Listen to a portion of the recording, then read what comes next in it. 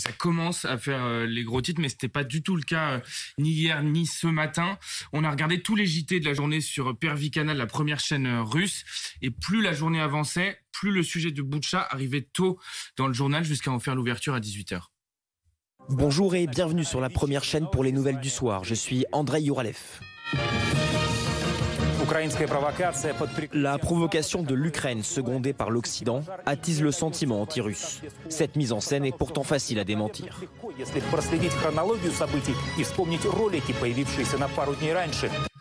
Voilà, le titre que vous voyez là, que vous allez revoir, ça signifie donc l'art du mensonge. C'est donc comme ça que les Russes parlent du massacre de Boutcha.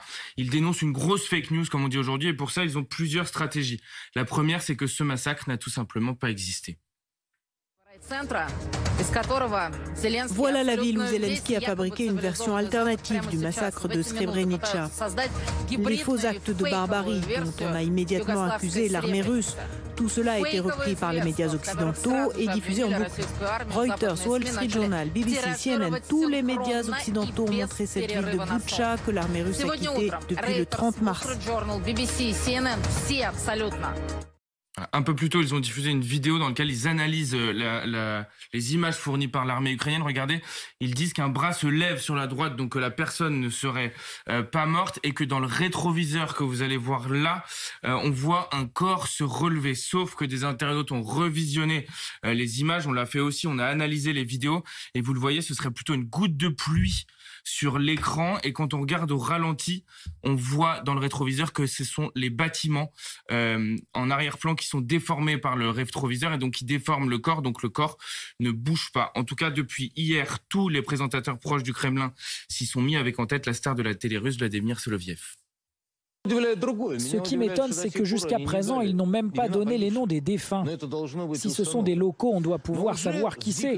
Mais bon, pas besoin d'informations pour que la machine se mette en route. Un hashtag a été lancé. On parle d'un meurtre de masse à Boutcha, et tout cela, bien évidemment, diffusé par le chef du Conseil de l'Europe. Comment il s'appelle déjà? Michel? Ah oui, Charles Michel.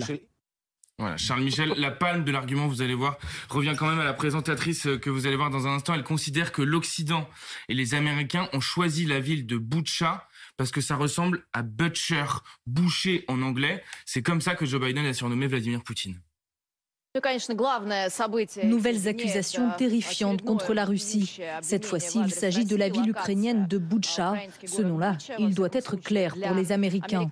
Eh bien oui, souvenez-vous, leur président Joe Biden a traité le président Vladimir Poutine de boucher. Boutcha, boucher.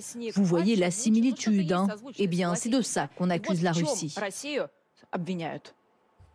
Voilà, Boutcha, boucher, fallait y penser. Il fallait y penser, ouais. L'autre argument qu'on a entendu à la télé russe, c'est que ce n'est pas l'armée russe qui a tué ces civils-là, parce que les Russes avaient quitté Boutcha dès le 30 mars. Le 1er avril, ce sont des Ukrainiens qui contrôlaient la ville, et donc tout ce qu'il s'est passé à Boutcha, c'est leur responsabilité. C'est le 2 avril, c'est-à-dire 4 jours après le départ de nos armées, que les autorités ukrainiennes ont découvert des dizaines de corps. Il faut savoir quand ces gens-là ont été tués pour rétablir la vérité sur ce massacre. Le New York Times a publié ce soir une analyse d'images satellites de Boutcha, et ces images montrent qu'au moins 11 corps étaient dans la rue depuis le 11 mars. À ce moment-là, ce sont les Russes qui occupaient la ville de Boutcha. Ce soir, le ministre des Affaires étrangères, Sergueï Lavrov, a fait une annonce. La Russie va présenter des documents, je cite, montrant la vraie nature des événements à Boutcha.